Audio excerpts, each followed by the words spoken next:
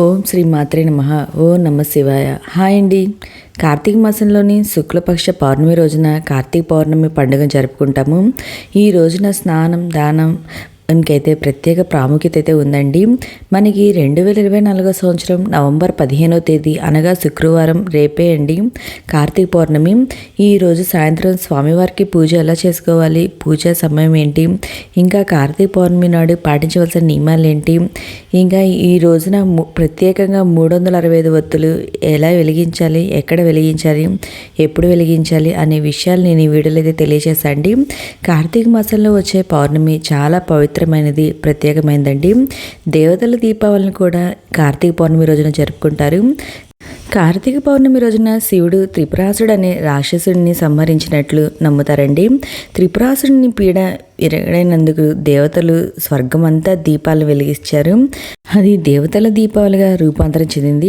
అందువల్ల కార్తీక పూర్ణిమను త్రిపుర పూర్ణిమ అని కూడా పిలుస్తామండి. ఈరోజు చాలామంది కేదారేశ్వర స్వామి వ్రతం అయితే ఆచరిస్తారు. కార్తీక పౌర్ణమి రోజున చేసే స్నానాలు, దానాలు, పూజలు, వ్రతాలు, నోములు, దీపాలు వెలిగించడం వల్ల ఇలా ఏవి చేసినా అది అనేక రెట్లు ఫలితం, పుణ్యం అయితే లభిస్తుందండి. ప్రతి సంవత్సరం ఈ కార్తీక పౌర్ణమి మనం ఎలా జరుపుకుంటామంటే సాయంత్రం పూర్ణిమ గడిలో ఉన్నప్పుడు కార్తీక పూర్ణిమని జరుపుకుంటాము.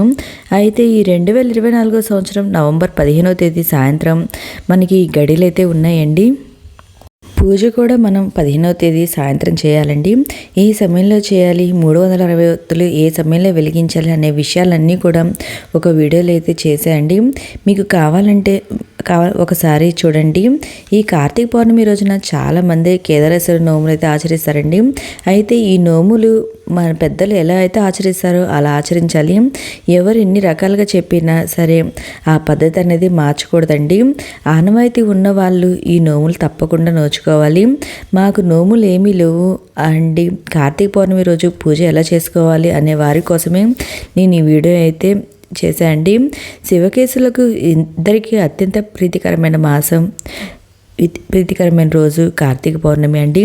ఈ రోజున శివకేశవులు ఇద్దరిని పెట్టి పూజించుకోవచ్చు, లేదా విష్ణుమూర్తిని పెట్టి పూజించుకోవచ్చండి, లేదా శివుడిని అయినా పెట్టుకొని పూజించుకోవచ్చండి.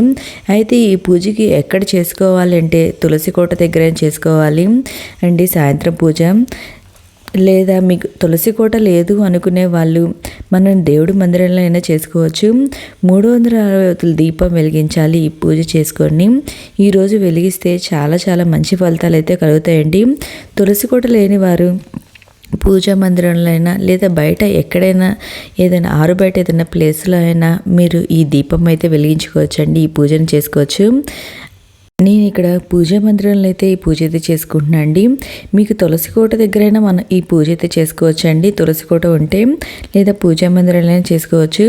నేను ఒక పీట ఏర్పాటు చేసుకొని ఆ పీట పైన 3 గుప్పెల బియ్యం అని వేసుకొని స్వామి అమ్మవార్ల ఫోటో అయితే పెట్టుకున్నాండి. స్వామి అమ్మవార్లకి చక్కగా పూలతో అయితే అలంకరించుకోవాలి. ముందుగా పసుపు గణపతిని అయితే పూజించాలండి. ఎందుకంటే మనం చేసే పనిలో ఎటువంటి ఆటంకాలు ఉండకూడదని ముందుగా గణపతి పూజలు అయితే చేయాలి. గణపతికి ధూపం, దీపం, నైవేద్యం అని సమర్పించాలండి. ఇక్కడ నేను గణపతికి వస్త్రమని సమర్పించి పూలతో అలంకరించుకొని పసుపుతో చేసుకున్న గణపతిని, ఒకవేళ మీరు ఇంట్లో పూజ చేసుకోవాలనుకునే వాళ్ళు విగ్రహం ఉన్న పెట్టుకొని మన పూజ అయితే చేసుకోవచ్చండి గణపతిది, లేదా పసుపుదైన గణపతిని చేసుకోవచ్చు. మనం గుడిలో ఈ కార్తీక పౌర్ణమి పూజ చేసేటప్పుడు మన పసుపుతో గణపతిని చేసుకొని అక్కడైతే పూజ చేసుకుంటామండి. మన ఇంట్లో కానీ తులసి కోట దగ్గర కానీ మన దగ్గర విగ్రహాలు ఉంటాయి కాబట్టి అవైనా పెట్టుకొని పూజ అయితే చేసుకోవచ్చండి. లేదు అనుకునే వాళ్ళు పసుపుతో చేసుకొని ఈ పూజ అయితే చేసుకోవచ్చు. గణపతికి ధూపం, దీపం, నైవేద్యము సమర్పించాలి. ఇంకా అక్షింతలు సమర్పించాలండి. నైవేద్యంగా బెల్లాన్ని అయితే సమర్పించాలి.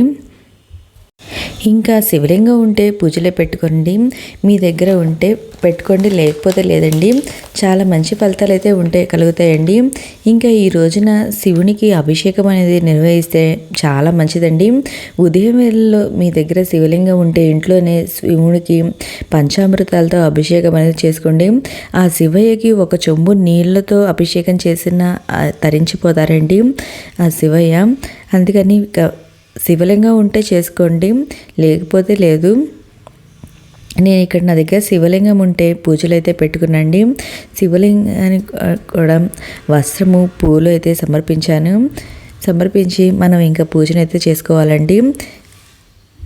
అయితే ఈ కార్తీక పౌర్ణమి రోజున తెల్లవారుజామున నిద్రలేచి మీకు దగ్గరలో నది కానీ చెరువు కానీ బావి కానీ ఏది ఉంటే అక్కడికి స్నానం అయితే ఆచరించాలండి. చాలా మంచిది. అవి ఏవీ లేవు అనుకుంటే ఇంట్లోనే స్నానం ఆచరించవచ్చు. ఇలా స్నానాలు అయిన తర్వాత మీరు నిత్య పూజ ఎలా చేసుకుంటారో అలా పూజ చేసుకోవాలండి. ఉదయం వెళ్ళం తర్వాత మీకు దగ్గరగా గుడి ఏమన్నా ఉంటే వెళ్ళరండి. ఈ రోజున ఉపవాసం ఉంటే వాళ్ళు ఉదయం నుండి సాయంత్రం వరకు ఉపవాసం ఉండి సాయంత్రము పూజ అనంతరము ఉపవాస విరమణ చేస్తారండి. కొంతమంది ఈ రోజు మొత్తం ఉపవాసం ఉండి తర్వాత రోజు ఉపవాస విరమణ అనేది చేస్తారు. మీకు హెల్త్ బాగలేదు అనుకుంటే ఉపవాసం ఉండలేదు ఉండకుండా అయినా ఈ పూజ చేసుకోవచ్చండి. ఉండాలి అనే కాదు, ఉంటే మంచిది అంటారు. సాయంత్రం వల్ల ఈ పూజ అనేది చేసుకోవచ్చు. చాలామంది ఈ రోజున అరటి డొప్పల్లో దీపారాధన అనేది చేస్తారు.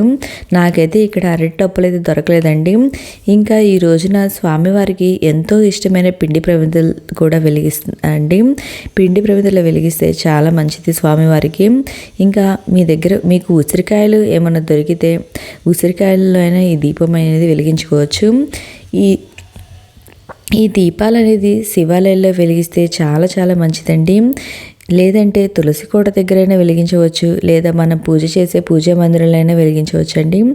ఇంటి బయట ఒకవేళ ఇవేమీ లేవద్దు అనుకునే వాళ్ళు ఇంటి బయట ఆరు బయట ఉంటుంది కదండి మనకి వరండా, ఆ ప్లేస్లో అయినా మనం ఏదో ఒక ప్లేస్లో మనం ఈ పసుపు గణపతిని చేసుకొని పూజ అయితే చేసుకోవచ్చండి. నేను అది ఎలా చేసుకోవాలో మన ఛానల్లో అయితే 365 ఒత్తులు గుడిలో కానీ ఇంట్లో కానీ ఆరు బయట కానీ ఎలా చేసుకోవాలో మన ఛానల్లో వీడియో అయితే ఉందండి. ఒకసారి కావాలనుకుంటే చూడండి. ఇంకా తర్వాత 365 ఒత్తుల్ని కూడా నేను ఇక్కడైతే పెట్టుకుంటున్నాను అండి పూజలో. ఈ 365 ఒత్తులు అనేది ఎవరైనా వెలిగించవచ్చండి. అయితే ఈ 365 ఒత్తులు ఎందుకు వెలిగిస్తామంటే మన సంవత్సరంలో 365 రోజులు ఉంటాయి కదండి. ఈ 365 రోజుల్లో కొన్ని రోజులు మనకి దీపారాధన చేయడానికి కుదరకపోవచ్చు. ఈ 365 రోజులు దీపారాధన చేస్తే కలిగే పుణ్యం ఈ ఒక్క రోజున 365 ఒత్తులు దీపం వెలిగిస్తే వస్తుందండి ఆ పుణ్యం అనేది. అయితే ఈ దీపాన్ని ప్రతి ఒక్కరు వెలిగించవచ్చండి. చిన్నవాళ్ళు పెద్దవాళ్ళు చిన్నపిల్లలు అలాగేం లేదు, అందరూ వెలిగించవచ్చు. ఈ దీపం అనేది మగవాళ్ళు ఎవరైనా వెలిగించవచ్చండి. ముందు రోజే ఈ దీపాలు అనేది ఆవు నెయ్యిలో కానీ నువ్వుల నూనెలో కానీ నానబెట్టుకోవాలి. ఎందుకంటే ఈ ఒత్తి అనేది పెద్దదిగా ఉంటుంది కాబట్టి అలా నానబెట్టుకుంటే త్వరగా వెలిగి ఎక్కువసేపు అనేది ఉంటుందండి. ఇంకా ఈ 365 ఒత్తులు పెట్టుకోవడానికి మనం ప్రమిదలు అయితే తీసుకోవాలండి. ఈ ప్రమిదలు అనేది కొత్తవే తీసుకోవాలి. ఇంట్లో వాడినవి ఇంట్లో ఉన్నవి అవి వాడుకోకూడదు. ఈ కొత్తవి అనేది తీసుకొని మనం ఈ ఒత్తులైతే వెలిగించుకోవాలండి. ఒకవేళ మీకు ఈ 365 ఒత్తుల దీపం వెలిగించడానికి ఈ రోజు పౌర్ణమి రోజు కుదరలేదు అనుకుంటే మనకి ఈ నెలలో వచ్చే ప్రత్యేకమైన రోజులు ఉంటాయి కదండి. అంటే కార్తీక సోమవారాలు కానీ ఏకాదశుల్లో కానీ అయినా చేసుకోవచ్చు. లేదు ఇది కూడా కుదరదు అనుకునే వరకు కార్తీక మాసం చివరి రోజు అంటే పోలీస్ వర్గం రోజు ఉంటుంది కదండి, ఈ రోజైనా మనం ఈ 365 ఒత్తుల దీపం అయితే వెలిగించుకోవచ్చండి. నేను ఇక్కడైతే ముందుగా దీపారాధన అనేది చేసుకుంటున్నాండి. అది ఏకహారతో కానీ అగరబత్తులతో కానీ మనం ఈ దీపాలు అయితే వెలిగించుకోవాలి. నేను ఇక్కడ ఆవు నెయ్యిలో నానబెట్టుకున్న పువ్వొత్తులు ఉంటాయి కదండి, అవి అయితే పెట్టుకున్నాండి. ఉసిరికాయల మీద పిండి దీపాల మీద పెట్టుకొని నీ ఒత్తులు అయితే వెలిగించుకున్నానండి. అన్నిటినీ వెలిగించుకొని మనకి శివ అష్టోత్తరం కానీ శివుణ్ణి ఏవో నమశివాయ అనుకుంటా కానీ మనం పూజ అయితే చేసుకోవచ్చండి. ఇవన్నీ వెలిగించిన తర్వాత చివరిలో మనం 365 ఒత్తుల దీపం అయితే వెలిగించుకోవాలి. ఇది కూడా వెలిగించుకున్న తర్వాత స్వామివారికి నైవేద్యం అనేది సమర్పించి కర్పూర హారతి అనేది ఇవ్వాలండి. ఇక్కడ మన స్వామివారికి తీపిగా బెల్లపన్నం కానీ అలా చేసుకోవచ్చు, చేసి నైవేద్యంగా సమర్పించవచ్చు. చివరిగా కర్పూర హారతి అనేది ఇవ్వాలి. నేను ఇంకా ఇక్కడ తర్వాత 365 ఒత్తులు అయితే వెలిగించుకుంటున్నాను. ఈ ఒత్తుల పైన నేను కొంచెం కర్పూరం అయితే పెట్టానండి, ఎందుకంటే ఒత్తులు అనేది త్వరగా వెలుగుతాయనని. నేను ఇలాగైతే కార్తీక పౌర్ణమి రోజున పూజ అయితే చేసుకున్నానండి. అంటే సాయంత్రం పూట మనం ఈ పూజ అయితే నిర్వహించుకోవాలండి. ఉదయం పూట నార్మల్గా మనం నిత్య దీపారాజన ఎలా చేసుకుంటామో అలా చేసుకొని సాయంత్రం వేళల్లో మనం ఆ రోజు ఉపవాసం ఉంటాం కాబట్టి ఈ పూజను అయితే ఆచరించవచ్చండి. ఉపవాసం లేకుండా అయినా ఈ పూజ అయితే నిర్వహించుకోవచ్చండి. ఉపవాసం ఉండాలనేది మీ ఆరోగ్య స్థితిని బట్టి ఈ ఉపవాసం అనేది ఆచరించాలి.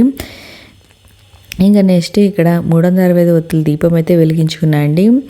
ఇంకా ఈ తులసి కోట దగ్గరైనా ఇది వెలిగించుకోవచ్చు, చాలా మంచిది వెలిగించుకుంటే. ఇంకా ఈ రోజున దీపదానము స్వయంపాక దానం అనేది చేస్తే చాలా మంచిదండి. మీకు వీలు కుదిరితే దీపదానం కానీ స్వయంపాక దానం కానీ చేయండి. పిండి దీపాలు కూడా దానం అనేది చేస్తారు పండితులకి, అలాగైనా చేయొచ్చండి. ఓకే అండి, మీకు ఈ వీడియో నచ్చినట్లయితే లైక్ చేయండి, మీ ఫ్రెండ్స్ అండ్ ఫ్యామిలీ మెంబర్కి షేర్ చేయండి. Thank you for watching.